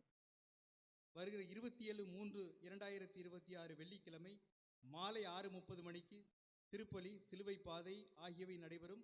வழிநடத்துபவர்கள் அன்பிய பொறுப்பாளர்கள். வருகிற 29/3/2026 ஞாயிற்றுக்கிழமை காலை 8:30 மணிக்கு குருத்து ஞாயிறு திருப்பலி நடைபெறும். வழிநடத்துபவர்கள் இளையோர்கள், மறைக்கல்வி குழந்தைகள். வருகிற 2/4/2026 வியாழக்கிழமை மாலை 6 மணிக்கு பெரிய வியாழன் திருப்பலி நடைபெறும். வழிநடத்துபவர்கள் அந்தோணியார் அன்பியம் மற்றும் மரியன்னை அன்பியம். வருகிற 3/4/2026 வெள்ளிக்கிழமை மாலை 4:30 மணிக்கு புனித வெள்ளி திருப்பலி, சிலுவை பாதை ஆகியவை நடைபெறும். வழிநடத்துபவர்கள் பங்கு பேரவையினர் மற்றும் கத்தோலிக்க சேவை சங்கம். அன்றைய நாளில் பசி பிணி ஒழிப்பு இயக்கத்திற்காக சிறப்பு காணிக்கை எடுக்கப்படும். வருகிற 5/4/2026 ஞாயிற்றுக்கிழமை இரவு 11:15 மணிக்கு கிறிஸ்துவின் உயிர்ப்பு பெருவிழா திருப்பலி நடைபெறும். வழிநடத்துபவர்கள் சவேரியார் அன்பியம், அருளானந்தர் அன்பியம் மற்றும் சூசியப்பர் அன்பியத்தை சார்ந்த குடும்பங்கள். கிறிஸ்து பிறப்பு உயிர்ப்பு பெருவிழா திருப்பலிக்கு வருகை தரும்போது அனைவரும் மெழுகுதிரி கொண்டு வர வேண்டும். தவக்கால வழிபாட்டு நிகழ்வுகள் பற்றிய அறிவிப்பு நமது திருத்தல அறிவிப்பு பலகையில் ஒட்டப்பட்டுள்ளது. நமது பங்கு வாட்ஸ்அப்பிலும் வெளியிடப்பட்டுள்ளது என்பதை அன்போடு தெரிவித்துக் கொள்கிறோம்.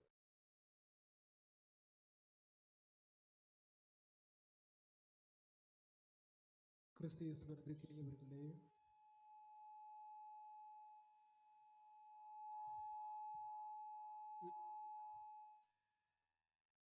ஏற்கனவே அறிவிக்கப்பட்டுள்ளதைப் போல மறைக்கல்வி குழந்தைகளுக்கான வகுப்புகள் நடைபெறும்.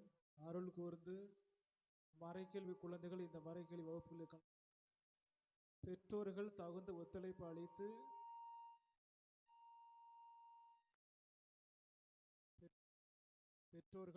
ஒத்துழைப்பு அளித்து குழந்தைகளை மறைக்கல்வி வகுப்பில் கலந்து கொள்ள நீங்கள் தாமே ஆர்வம் காட்ட வேண்டும் என உங்களை அன்போடு கேட்டுக்கொள்கிறோம். திருப்பலிக்கு வருகின்ற போது குழந்தைகளை அருள் கூர்ந்து திருப்பலி பீடத்திற்கு முன்பாக அமரச் செய்யுங்கள். பெற்றோர்கள் அருகிலோ அல்லது ஆலயத்திற்கு வெளியவோ அமரச் செய்யாமல் குழந்தைகளை ஆலயத்திற்கு முன்பாக பீடத்தின் முன்பு நீங்கள் அமரச் செய்யுமாறு பெற்றோர்களாகி உங்களை தாழ்மையோடு வேண்டுகிறோம். அடுத்ததாக, ஏற்கனவே தவக்காலத்திற்கான திருவழிபாட்டு நிகழ்வுகள் உங்களுக்கு அறிவிக்கப்பட்டுள்ளது. ஒவ்வொரு வெள்ளிக்கிழமையும் கொடுக்கப்பட்டுள்ள யார் சிறப்பிக்கிறீர்களோ அவர்கள் அதனை சரியான நேரத்திற்கு வருகை தந்து அதற்கான தயாரிப்புகளில் தங்களை தயாரித்து சிலுவை பாதையும் திருப்பலியும் சிறப்பிக்குமாறு அன்போடு கேட்டுக்கொள்கிறோம். அன்பிற்கினியவர்களே, இந்த நாளில் நமக்கு இருதய குலத்தை சார்ந்த மிக்கேல் ரத்தினம் அவர்கள் நமக்கு அசன உணவை ஏற்பாடு செய்துள்ளார்கள். எனவே இன்னும் அது ரெடியாக நினைக்கிறேன். நீங்கள் வீட்டுக்கு போயிட்டு கூட வந்து ஒரு 11:30 மணி அளவில் வருகை தந்து அந்த அசன உணவில் அனைவரும் கலந்து கொள்ளுமாறு உங்களை அன்போடு கேட்டுக்கொள்கிறோம். தவக்கால திருவழிபாட்டு நிகழ்வில் உங்களுக்கு ஏதேனும் விளக்கமோ சந்தேகமோ இருந்தால் என்னை தொடர்பு கொள்ளுமாறு கேட்டுக்கொள்கிறேன். நன்றி.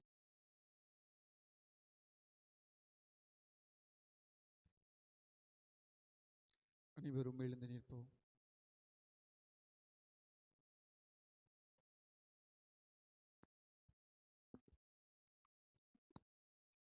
நன்றி கூறி மன்றாடுவோமாக. ஆண்டவரே எங்கள் இறைவா, இனிய விண்ணகம் இருந்தால் ஓட்டம் பெற்ற நாங்கள் உமை பணிவோடு வேண்டுகின்றோம். அதனால் உண்மை வாழ்வை அளிக்கும் உணவின் மீது நாங்கள் என்றும் ஆவல் கொள்ள செய்வீராக. எங்கள் ஆண்டவராகிய கிறிஸ்து வழியாக உம்மை மன்றாடுகின்றோம்.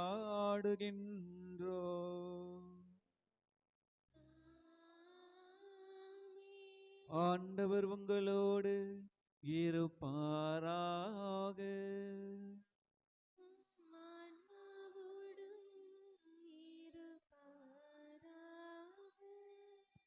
எல்லாம் வல்ல இறைவன் தந்தை, மகன், தூய ஆவியார் உங்களையும் உங்கள் குடும்பங்களையும் நிறைவாக ஆசீர்வதிப்பாராக.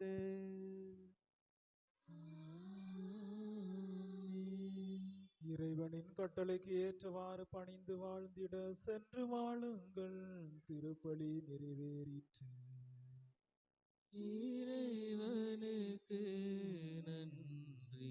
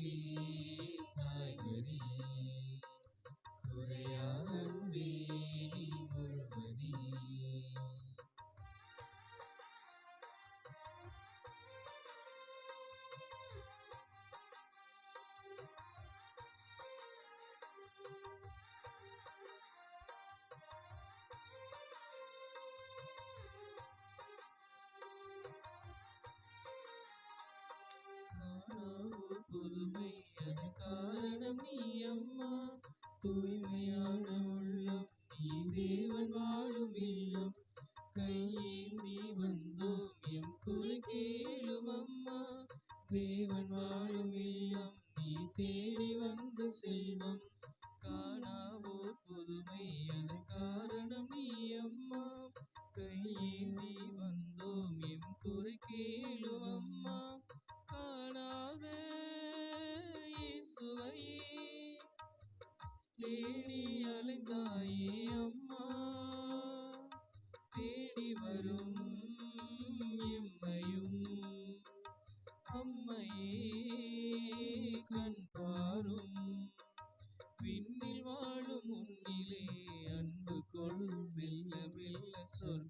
வாசல் திறக்குதே மாறாழகே தாய்மரியே குறையா அன்பே